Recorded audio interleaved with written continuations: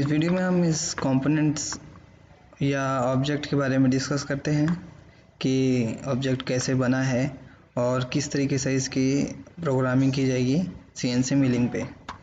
तो ऑब्जेक्ट बना हुआ है, ऑब्जेक्ट का मैं नेक्स्ट वीडियो में ऑब्जेक्ट किस तरीके से बना है वो बता दूंगा। अभी फास्टली मैं आपको दिखा देता हूँ कि किस तरीके से मैंने ये ऑब्जेक्ट ड्रॉ किया था।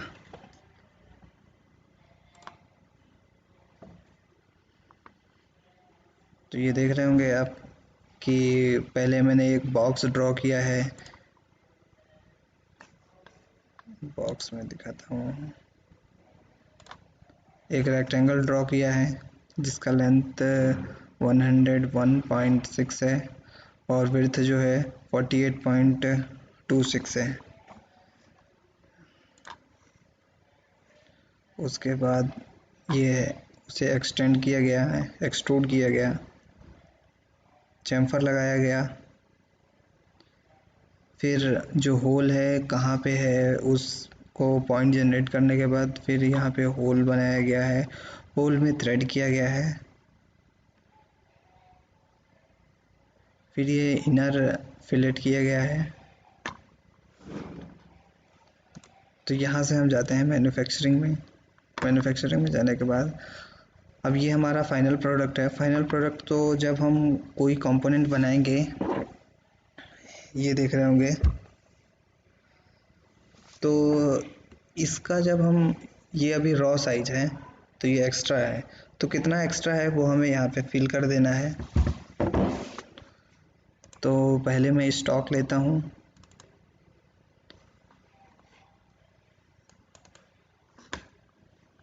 स्टॉक आ गया। यहाँ पे ये ऑलरेडी पहले से 1 mm एक्स्ट्रा कंसीडर कर लेता है कि हाँ सभी साइड में 1 mm एक्स्ट्रा है। तो ये देख रहे होंगे स्टॉक ऑफ साइड 1 mm है, टॉप में और साइड में भी, बॉटम में नहीं है। बॉटम नहीं है, टॉप और साइड में है।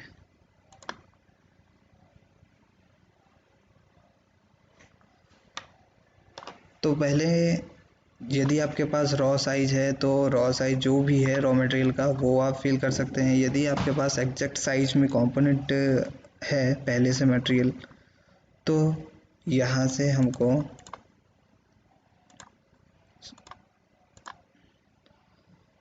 नो एडिशनल में क्लिक करके उसके बाद अब मशीन का ऑफसेट कहाँ लेना है, टूल का, जो टूल जेड एक्सिस हम ऑफसेट लेंगे XYZ, तो वो कहाँ लेंगे, आपको सेंटर में लेना है या आप कहीं और लेना चाहते हैं, यहाँ सेंटर में लेना चाहते हैं या कॉर्नर में लेना चाहते हैं या साइड के सेंटर में लेना चाहते हैं, तो वो आप जहाँ पे भी लेना चाहें वहाँ पे मशीन का ऑफसेट लेना होगा XYZ। तो मैंने जो ऑफसेट लिया है वो कॉर्नर ऑफसेट ले रखा है। तो ये मेरा कॉर्नर ऑफसेट हो गया। कॉर्नर ऑफसेट लेने के बाद यहाँ से मैं इसको कर देता हूँ ओके। ओके होने के बाद में अब मशीनिंग के लिए चाहिए, मिलिंग करना है।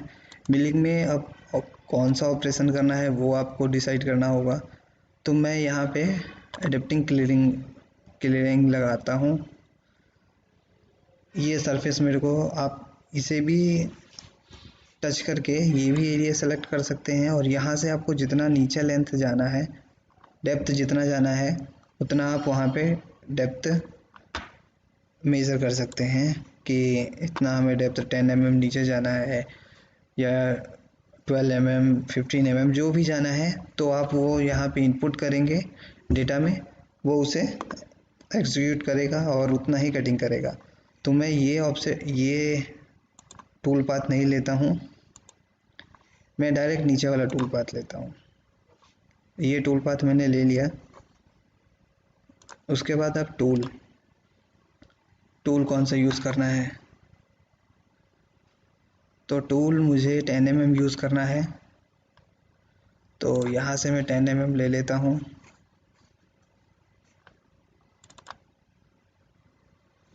ये 10 mm हो गया। यदि आपको 10 mm नहीं है आपके पास, उससे छोटा चलाना चाहते हैं, तो उसके लिए दूसरा ऑप्शन है, वो मैं भी दिखाता हूँ।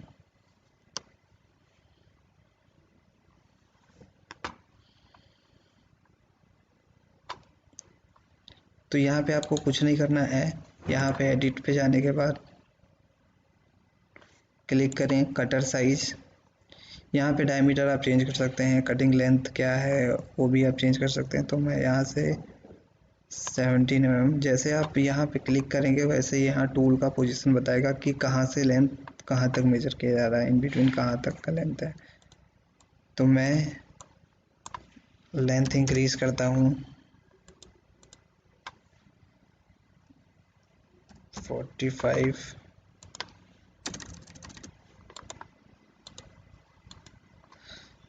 कटिंग फ्लोट लेंथ मेरा 40 mm।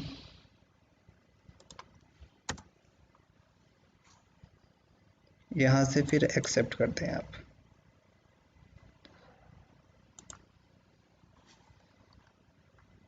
अब टूल का लेंथ आपका इंक्रीज हो गया है।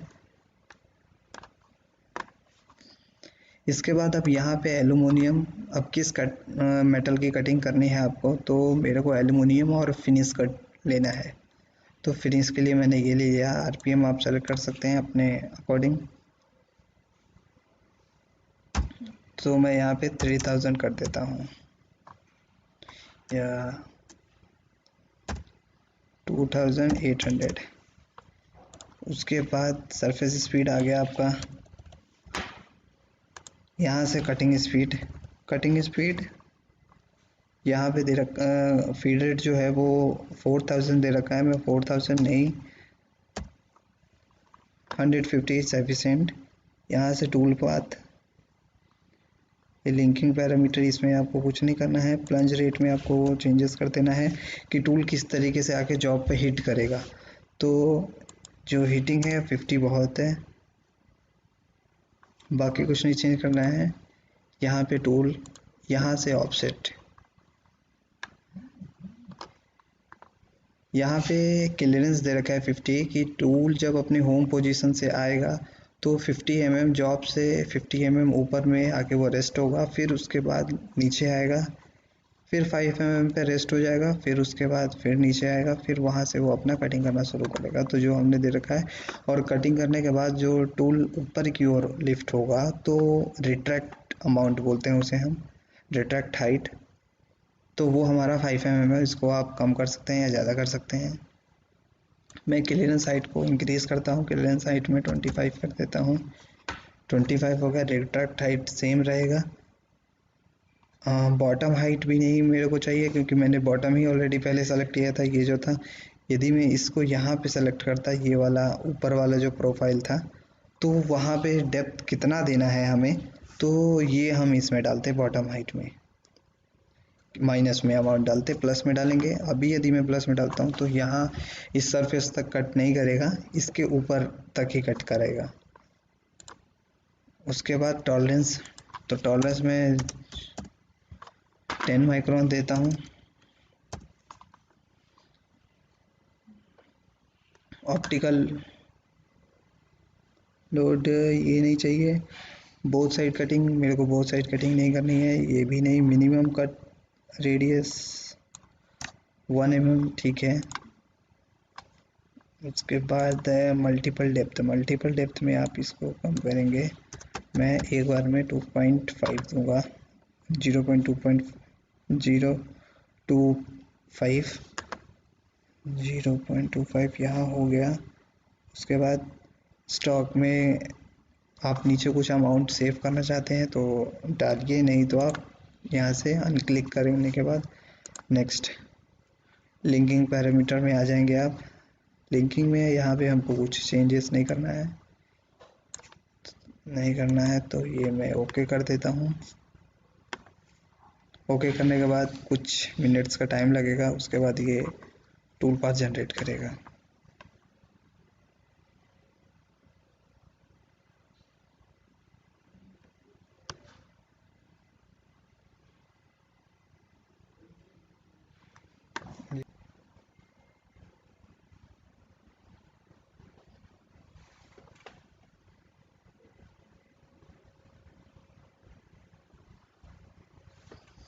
तो अभी हमारा ये टूल पाथ जनरेट हो चुका है। अभी मैंने केवल ये इनर पार्ट का ही प्रोग्राम जनरेट किया था। आपको यदि इसका भी जनरेट करना है, यदि सेपरेट करना है तो आप अलग से कर सकते हैं, इसी के साथ करना है तो इसके साथ भी आप कर सकते हैं। तो अभी हम पहले इसका देखते हैं कि हाँ किस तरीके से कटिंग कर रहा है, फिर नेक्स्ट इसके बारे में।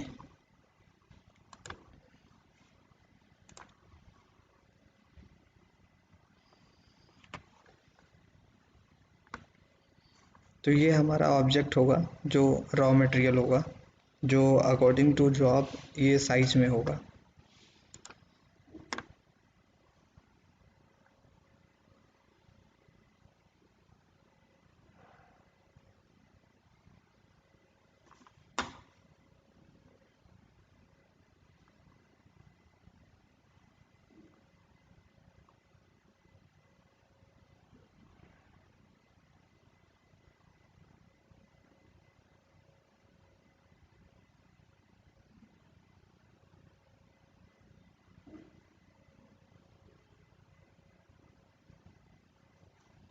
यहाँ से आप इसे स्पीड भी कर सकते हैं, स्पीड कम कर सकते हैं।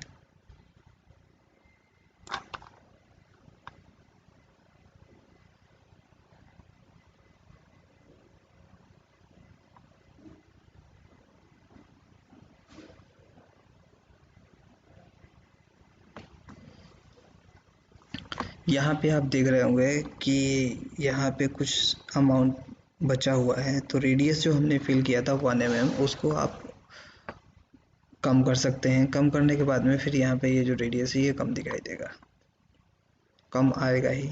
जब कम हम कर देंगे तो डेटा आपको वहाँ पे इनपुट करना पड़ेगा। टाइम देख सकते हैं इसका कि हाँ टाइम बनाने में 37 मिनट्स लगेगा। फिर आप डेप्थ को इंक्रीज कर सकते हैं, वैसे ही टाइम कम लगेगा। कटिंग स्पीड बढ़ा सकते हैं तो डेप्थ टाइम कम लगेगा।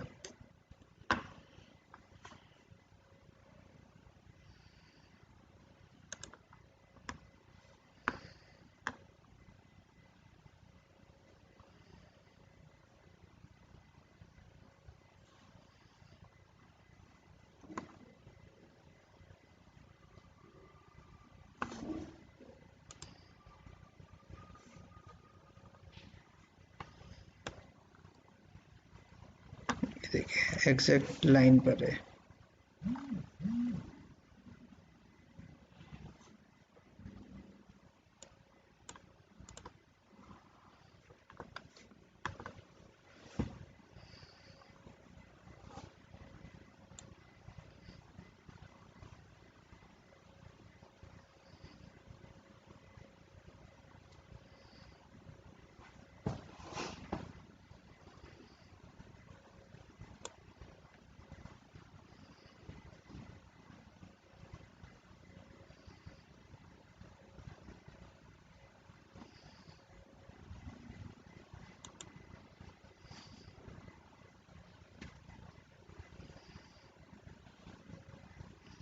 तो ये अब कटिंग कंप्लीट हो गया हमारा। कटिंग कंप्लीट होने के बाद में ऑटोमेटिक ये फिर अपने होम पोजीशन पे चला जाएगा।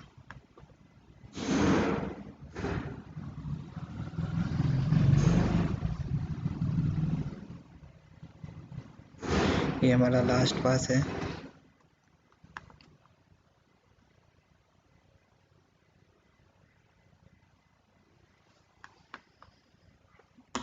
ये अब कंप्लीट होने वाला ही है हमारा।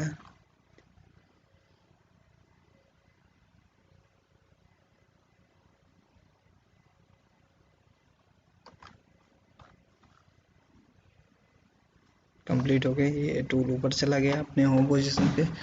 जब इसका प्रोग्राम जनरेट करना होगा तो प्रोग्राम यहाँ पे आप देख रहे होंगे G1 और G2, तो इसी पे आपको क्लिक करना है। क्लिक करने के बाद आप फानुक यूज़ कर रहे हैं तो फानुक को आप यहाँ से डाल दीजिए। मशीन यदि आपको चेंज करना है तो मशीन भी आप चेंज कर सकते हैं यहाँ से। सॉरी, यहाँ से आप जो आपके पास यदि कोई मशीन है कंपनी की और उसका मॉडल नंबर आपको पता है तो डायरेक्ट उस मशीन का नंबर डाल दीजिए, उसके अकॉर्डिंग ही ये प्रोग्राम जनरेट करके दे देगा। तो अभी मैं यहाँ से यूनिट सर्व कर देता हूँ mm में। उसके बाद ये किया मैंने अब ये पूछ रहा है कि हाँ फाइल आपको कहाँ सेव करना है। मेमोरी कार्ड लगा है तो मेमोरी कार्ड में आप सेव कर सकते हैं। मैं अभी इसको डेस्कटॉप पे सेव करता हूँ। डेस्कटॉप पे नाम आपको इसको चेंज करना है तो कुछ भी लिख सकते हैं। यहाँ पे मैं इसको 002 डाल देता हूँ। सेव करने पे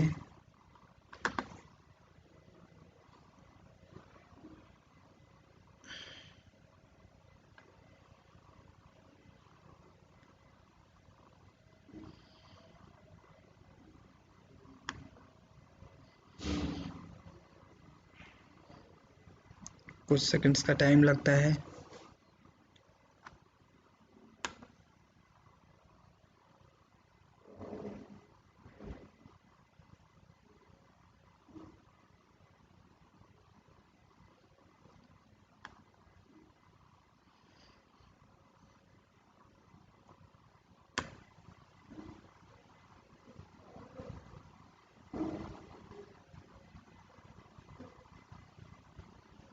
ये हमारा कोड जनरेट हो चुका है।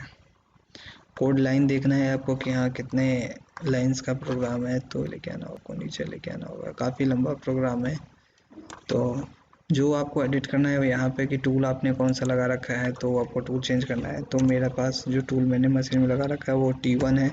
T1 तो हाइट भी आपको T1 हो गया।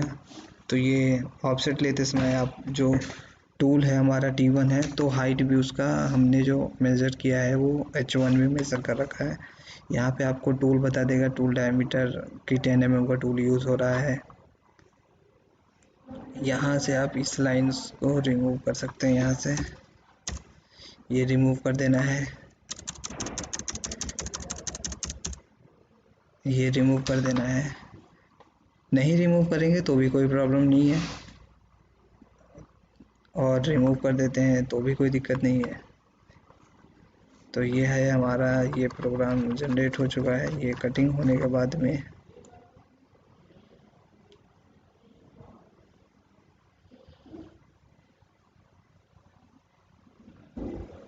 ये देखिए प्रोग्राम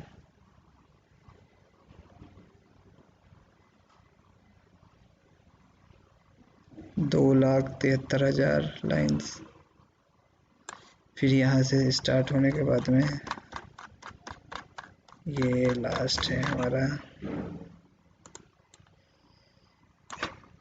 यहाँ से मैं एक्स को होम पोजीशन नहीं करूँगा, केवल वाई को होम पोजीशन करूँगा। वाई होम पोजीशन करने से बेनिफिट ये होगा कि जब ये कटिंग करने के लिए गया था अपने सेंटर पे, वहाँ से सीधा जब आएगा तो डोर के पास आएगा। नहीं तो होम पोजीशन जो है टेबल का वो डोर के कॉर्नर में हो जाता है। तो यदि डोर के सामने होगा तो जॉब को आप इजीली रिमूव कर सकते हैं और होल्ड भी कर सकते हैं, अनहोल्ड भी कर सकते हैं।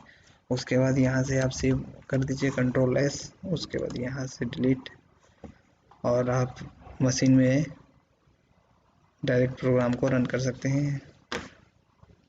सेकंड ये था कि अभी इसका भी हमें चाहिए था तो इसका आपको कुछ नहीं करना होगा।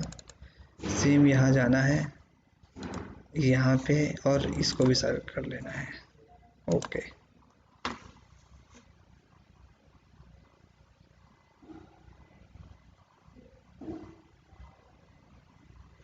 ओके करने के बाद यहाँ पे भी अपने आप ही ऑटोमेटिक टूल पाथ जनरेट करना स्टार्ट कर देगा।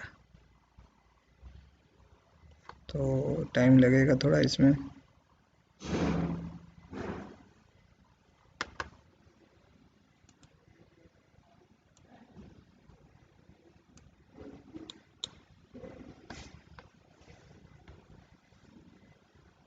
ये कटिंग हो रहा है हमारा।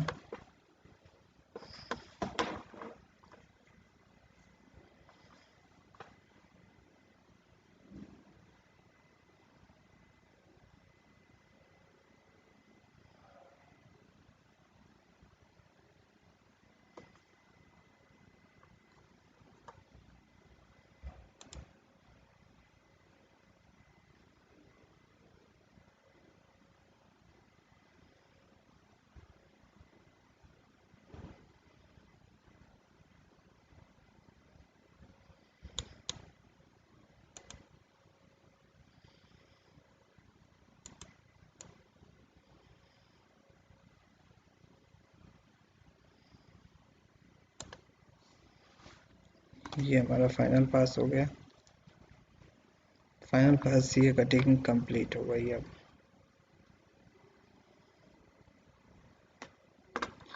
कटिंग कंप्लीट होने के बाद में सेम प्रोसीजर ये फॉलो करना है। क्लिक किया, डायरेक्ट यहाँ से पोस्ट, तो 003 डाल देता हूँ मैं। सेव,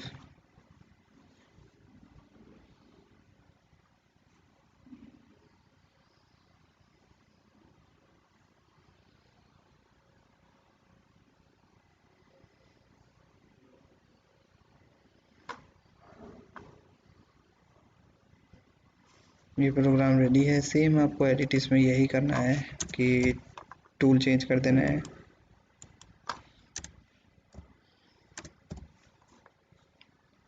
यहाँ से इसे होल्ड करके कर्सर को नीचे लेके आ जाइए, जेड, सेव। और तो ये इस तरीके से हमारा प्रोग्राम फ्यूजन 360 में रेडी होता है। आई होप आपको समझ में आया होगा, और यदि कोई प्रॉब्लम आता है, कुछ समझ में नहीं आया हो, कि कोई सेटिंग समझ में नहीं आई हो, तो उसके लिए आप कमेंट कर सकते हैं, तो मैं उस प्रॉब्लम को जल्दी ही सॉल्व करूँगा और आपको उसे समझाने की पूरी कोशिश करूँगा वीडियो की हेल्प से। Okay, thank you.